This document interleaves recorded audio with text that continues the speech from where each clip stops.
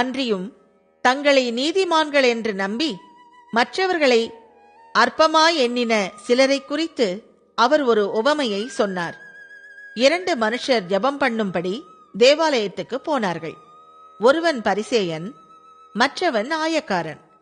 பரிசேயன் என்று, தேவனே, நான் பரிகாரர், அநியாயக்காரர், விபசாரக்காரர் ஆகிய மற்ற மனுஷரைப் போலவும் இந்த ஆயக்காரனைப் போலவும் இராததினால் உம்மை ஸ்தோத்திரிக்கிறேன்.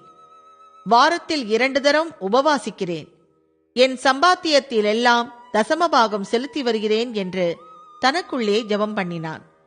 ஆயக்காரன் தூரத்திலே நின்று தன் கண்களையும் வானத்துக்கு ஏறெடுக்க துணியாமல் தன் மார்பிலே அடித்துக்கொண்டு, தேவனே, பாவியாகிய என்மேல் கிருபையாயிரும் என்றான். அவனல்ல, இவனே நீதிமானாக்கப்பட்டவனாய் தன் வீட்டுக்கு திரும்பி போனான் என்று உங்களுக்கு சொல்லுகிறேன்.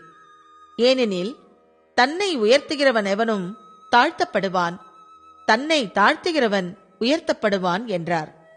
பின்பு குழந்தைகளையும் அவர் தொடும்படிக்கு அவர்களை அவரிடத்தில் கொண்டு வந்தார்கள். சீஷர்கள் அதை கண்டு கொண்டு வந்தவர்களை அதட்டினார்கள். இயேசுவோ அவைகளை கொண்டு வரும்படி கட்டளையிட்டு, சிறு பிள்ளைகள் என்னிடத்தில் வருகிறதற்கு இடங்கொடுங்கள், அவைகளை தடை பண்ணாதிருங்கள், தேவனுடைய ராஜ்யம் அப்படிப்பட்டவர்களுடையது.